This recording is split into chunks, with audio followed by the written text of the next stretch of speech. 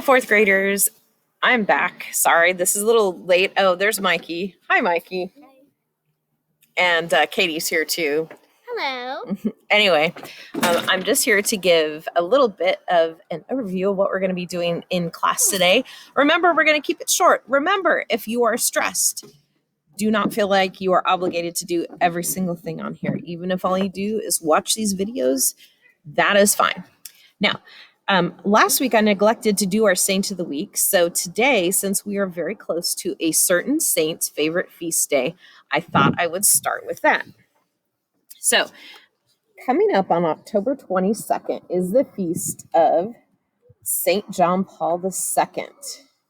He was recently canonized, and he is a saint that probably many of you, I should say many of your parents, have memories of. He was elected in 1978, and he died in 2005.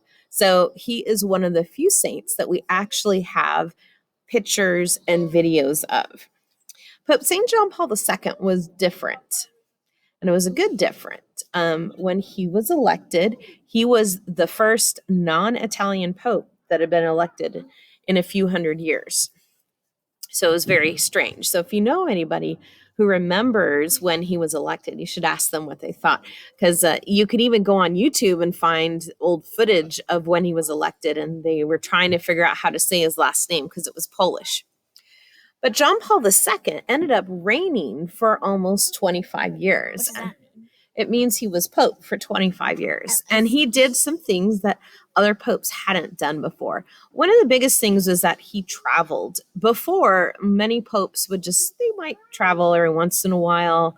Pope Paul VI came to the United States briefly to address the United Nations in New York. But for the most part, popes didn't really travel too much.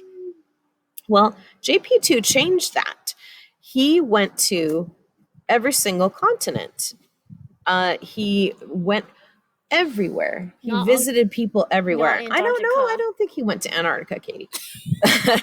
I mean, if so, that I'd be impressed. But that was something that had not been done before.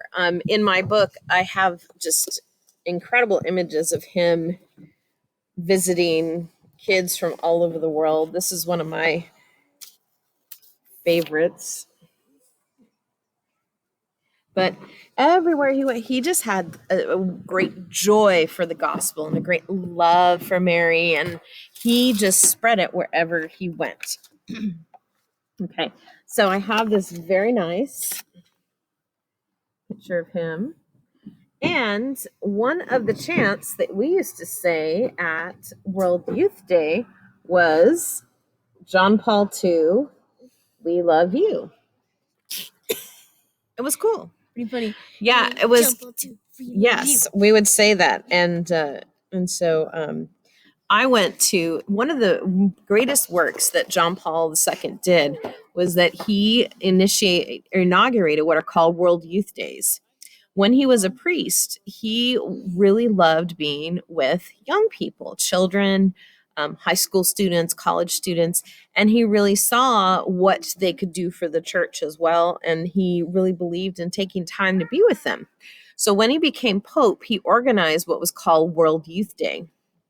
And he would invite the youth of the world to gather with him in different places every couple of years for a big festival. So here in the United States, he came to Denver, Colorado in 1993. I was in high school at the time. It shows how old I am. But that really changed the lives of many, many people who went to it. A lot of my friends went to that, and it was incredible. I myself went to a World Youth Day in Canada. And let me see. Do you see the candle back there, Katie? Yeah. So I have gone to 2 World Youth Days. So I went in 2000. It was held in Rome. And then I also went in 2002, which was held in Toronto, Canada. And I even have a candle from World Youth Day 2002. And yeah, both times I got to see JP2, of course, from a bit far away, but in person. And it was very, very special to be with him and to be with youth from all over the world. In fact, just an aside, when I was in Canada a couple times, when all he did was just pass by in his little car that we affectionately call the Pope Mobile, For some reason, I just started to cry. Just the tears came, just like there was something about being in his presence that just, I don't, you could just tell he was holy. You could tell that he loved us. It was just beautiful being in his presence. And these World Youth Days that I went to were at the end of his life, where he was getting older. He died of a disease called Parkinson's, but he still continued to be public, to do public appearances because he didn't want to hide his disease. He wanted to show that he could still be with people, that a disease was nothing to keep him from doing good or loving others. Anyway, he's an incredible saint. I do invite you, if you have extra time, ask your parents, do they remember when he was alive? If most of your parents are around my age, then yeah, he was the only pope that we knew. So ask them, what did they remember about Pope John Paul II? Did any of your family or friends get to meet him in person? That would be even cooler.